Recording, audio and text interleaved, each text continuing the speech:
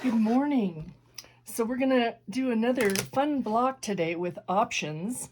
And what we are starting out with are charm squares. A charm square is a 5-inch square. You can find charm packs of fabric at your local quilt store or online.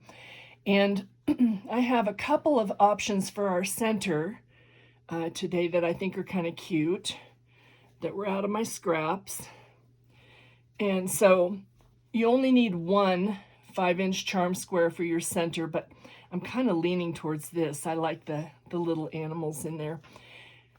You're going to need four 5-inch squares for this block, and you're going to need 8 5-inch squares of a background fabric for your block. Okay, we're going to set our background fabric aside for a second, and we're just going to take 4 of them. 1, 2, 3, and 4. The rest we'll leave aside. We'll put our center block portion aside. And what we're going to do here is we're going to take this and we're going to do them one at a time and feed them through the machine. Chain stitching, as we've talked about before, which is where you just feed one in the machine after another. Kind of line up your edges. You're going to have right sides together, a light and a dark, okay? And we're going to go from point to point.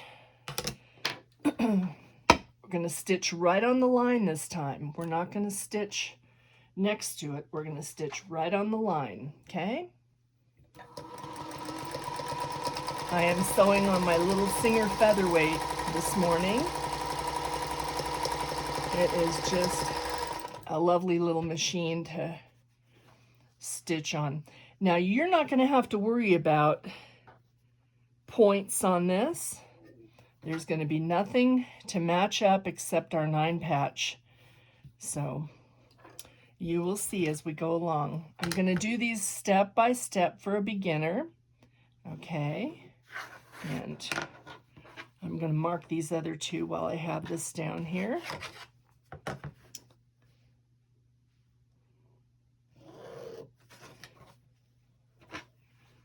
Just on the diagonal, point to point. I'm using an air erase pen. This one is Air Erasing Soline. It's a Soline pen, and it makes a purple mark on your fabric that erases with air. So if you're pre-marking something, it's not going to be there after a few minutes. It's gonna erase with the air. Okay. Get my foot pedal lined up here.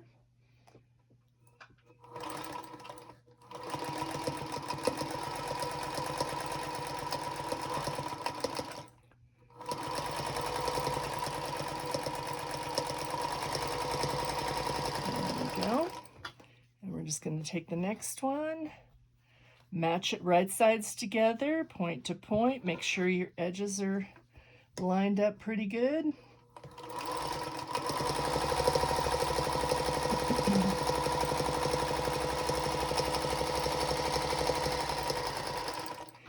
Yesterday at our Monday Fun Day,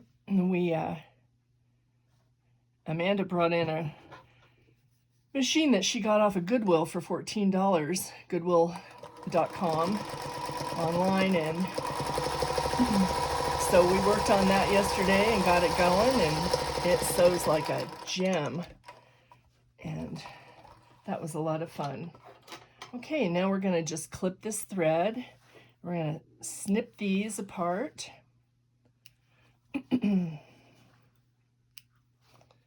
Okay, there we go. Now, we're going to take our ruler. I'm going to use a little bit longer ruler so I can cut from side to side as you watch. Okay. Here's our middle line. We're going to cut 1/4 inch off to one side, okay? So line it up, point to point, and trim that off. Don't throw this away. You can stitch that and make another block for another quilt. Okay.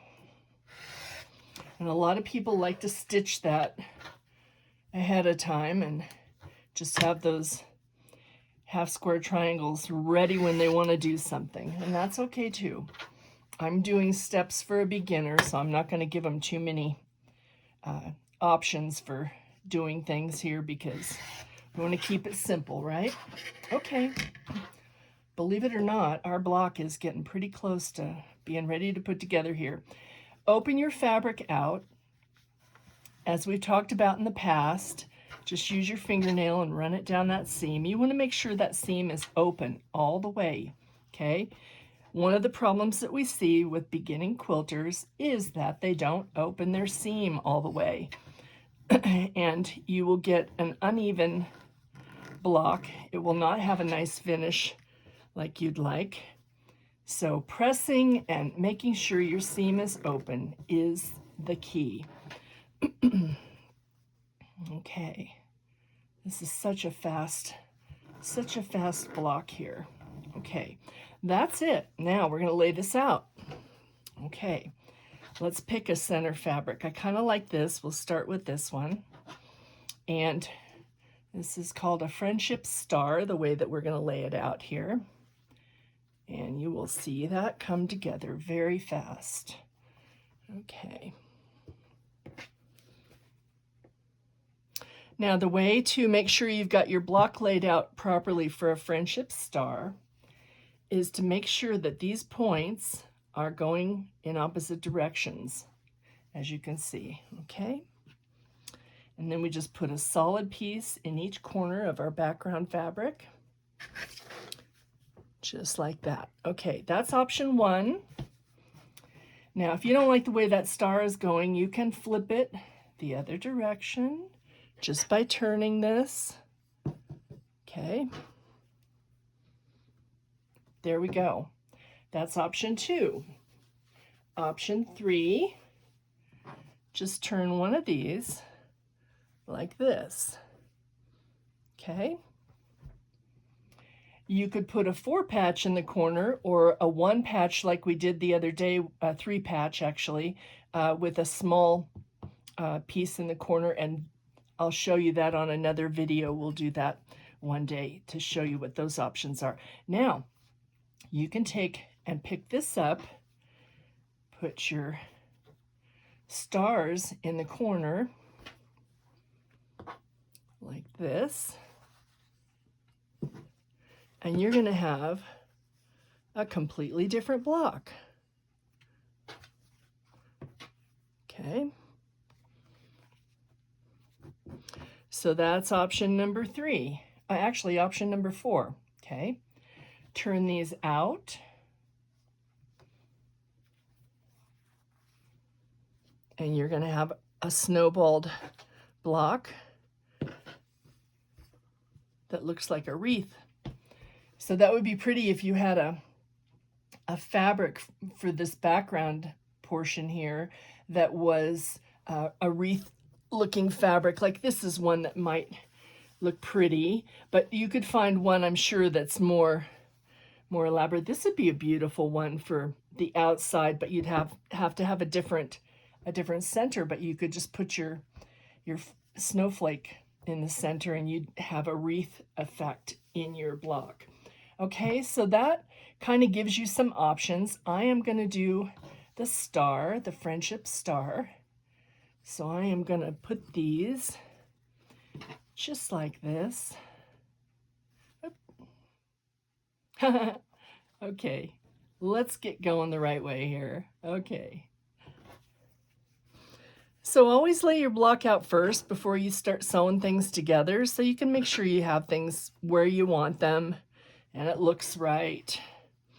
Okay, there is our star. Points are all rotating in the correct direction. So now what we're going to do is we're going to flip these over the top, just like so, and we're going to stitch this together, okay? We're chain piecing these, so that means we're not going to cut the thread between our stitches. We're just going to go ahead and feed it right through the machine. Now, if you need to pin this, go ahead, don't worry. It'll be fine. I'm just starting it out here. Nothing to trim down on this block. All the pieces, because we cut that the way that we did, all the pieces are going to be still 5 inches when they are stitched into the block. Okay. If you were going to put a pin in this, this is how I would pin it, out here. So you don't have to worry about taking a pin out when you're stitching your fabric together, okay? We can just go ahead and stitch down the seam, and you can see the pin is out of the way of your needle. You don't have to worry about it.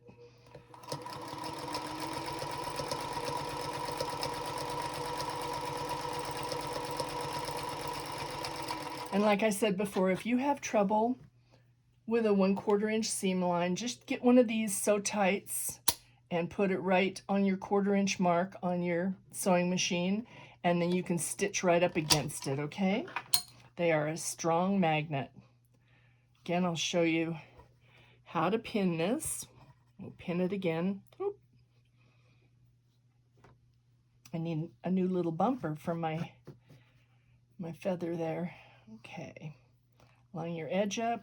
Put your pin out away from your seam so that you know you're not going to be running over it with your needle. We don't want to break needles on our machines.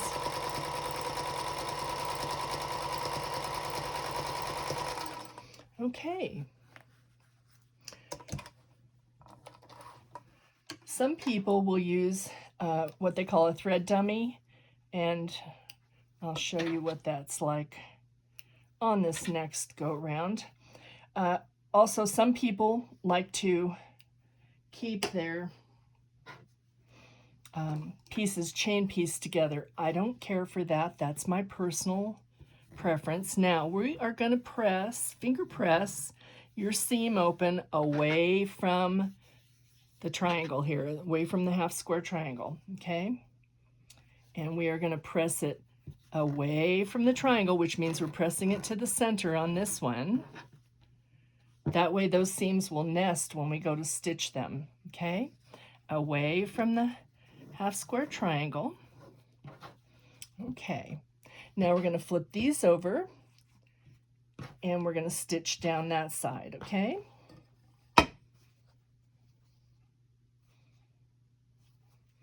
So a thread dummy is, or a thread bunny, or whatever you want to call it, is just a little piece of fabric that you're going to put through your machine, and it kind of keeps your thread from balling up. And when you stitch off to the next piece, you don't have to worry about it getting jumbled up in the machine. If that's a concern, just use one of these, and I'll show you. We're going to nip that off at the end, and we'll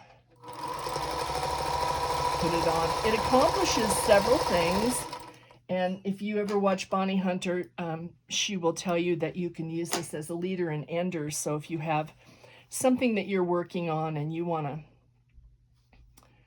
use that as a leader and ender, that can be your thread bunny. Okay.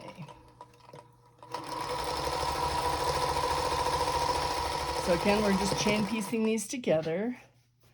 I am keeping the solid fabric on the top just because it's easier than trying to fiddle with the seamed piece when we're stitching. Okay, now we're to the end. You take your thread bunny. I'm going to just clip off these extra threads here. There we go. Okay. And you just go ahead and run that under, and you're ready for your next. You just clip off behind. You're ready for your next piece to go through your machine. Okay, now, again, you remember we said we're going to finger press away from our half square triangle, and then we are going to finger press away from our half square triangle. Now, this is a directional fabric that I have in the center here, so I'm going to want to make sure when I lay it down that I've got my things going the way I want them. Okay, and then away from our half square triangle. Okay, there we go. Now we're going to flip this one over here, and this is where it gets a little fun. We don't have to worry about the point on the center part of this block, but we do want to be concerned about this point right here, okay? Now, there's a seam that goes like this and a seam that goes like this. So one on the diagonal and one on the straight of grain. So you can see that. Now, what we want to do is we want to just take a stitch on one stitch inside towards the seam of that intersection of those two seams. That's going to give us a perfect point every time, okay? So we're also going to do that on the back here, but I'm going to have a little bit of a tricky part here, so we'll see. I want to make sure that's coming through right there. Okay, so when your cross seam is underneath, as this one is on the back side, so we have a straight here and we have a diagonal here, you have an intersection of those two seams, and you're going to put a little pin right through that, okay? And then that goes right through to the other side. Now we've nested those seams so we know they fit together. We're going to tuck a pin next to the seam. So you can see our pin is coming through there, and we have a little pin in the seam next to the seam. Okay, what we're going to do before we take that pin out is we're going to make a little mark right there. And we're just going to sew just that side of that mark, okay? Now I'm going to do that right now, and I'll show you how that looks when we take it out of the machine, okay? So line your ends, and we're going to go here.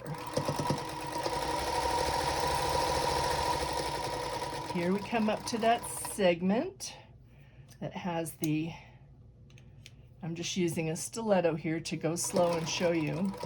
We're going to stitch right there. Take your pin out. We don't want to run over pins with our machines.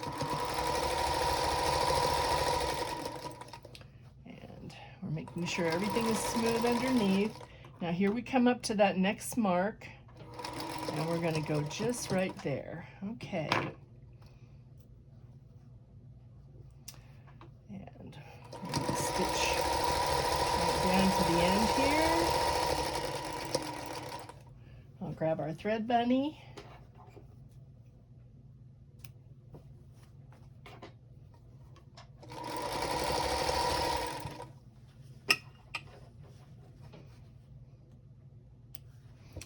Okay, let's see how we did. Perfect. Perfect. So we're going to press this towards the center block. And I'm just going to do that real quick over here with my iron.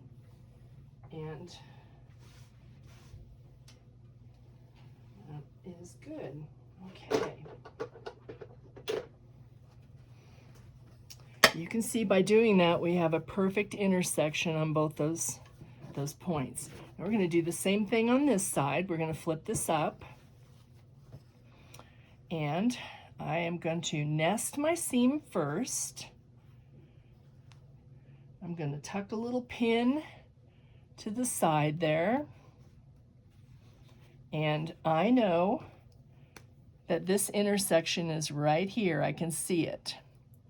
So I want to stitch just to the inside of the seam there of that little dot that I made. Okay, nest your seam on the other side, tuck a pin in it next to the seam, not in it. And then again, I'm going to put a pin through the back of my fabric right at that intersection. And then I'm going to take my pen and I'm going to mark just right here, and I know I need to stitch just past that point, okay? And you watch what we come up with here. Okay, again, line up your edges.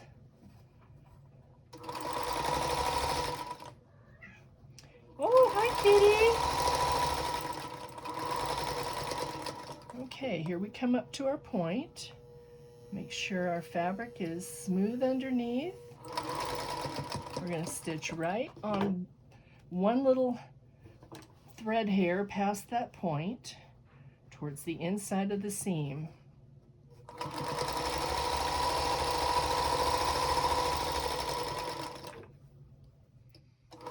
we go. We're doing it again. We're going to take our needle out, our pin, and we'll stitch to the end.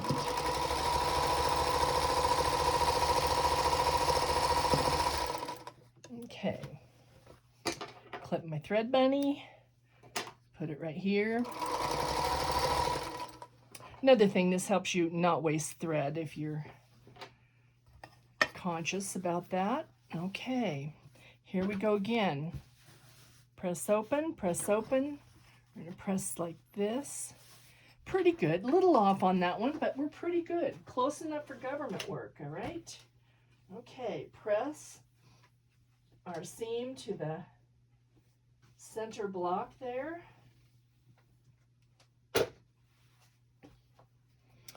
And I'll turn this around. There you have it. So lots of options again for this block. It's cute. It's festive. You could do 2 or 3 of these. Now, if you don't want to make the block this large, cut your square that you're working with initially down. You might want to start with 4-inch charms. You might want to start with 3-inch charms. Whatever size you are starting with, make sure all of your charms are the same size, including your center. Follow the instructions for making sure that you are making your half square triangles on the diagonal and stitching on the line. Your block will come out perfect, whatever size you choose to make it, okay? You could start out with a 2-inch square. It will finish smaller as you go down in size. If you start out with a 6-inch square, maybe you want a large pillow, okay? If you start out with a 6-inch square, here's the math and how it gets done, okay?